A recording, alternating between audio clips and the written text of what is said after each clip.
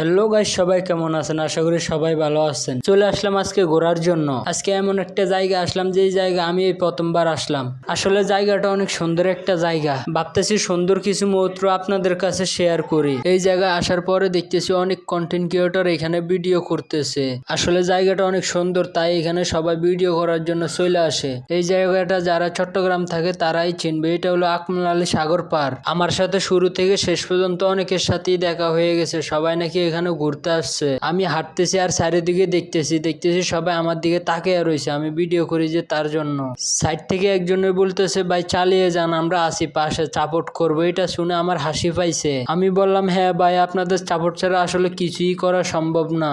চেষ্টা তো করতেছি, জানি না সফলতার দেখা কখন পাবো। হাঁটতে হাঁটতে প্রচুর পরিমাণ ঘামে গেছি, তাই একটা শরবতের দোকান খুঁজতেছি, পাইতেছি না। অনেকখানি হাঁটার পরে ফাইনালি একটা দোকান পেয়ে গেলাম। দোকানদারকে বললাম, ভাই শরবতের গ্লাস কত করে? দোকানদার বলল, ভাই এক গ্লাস 10 টাকা। 5 টাকার পানি এখন 10 টাকা বিক্রি করতেছে। বিপদ যখন আসে সব দিক দিয়ে আসে, এটা মনে রাখতে হবে। দোকানদারকে বললাম, আচ্ছা ভাই ঠিক আছে, সুন্দর করে এক গ্লাস পানি বানিয়ে দেন। পানি খাওয়া শেষ করে আবার হাঁটা শুরু করলাম। হাঁটতে হাঁটতে চলে আসলাম ফাইনালি সাগর পারে। এসে দেখতেছি এখানে প্রচুর পরিমাণ মানুষ ঘোরে। সবার আসার সময় হইলো আর আমার যাওয়ার সময় হইলো।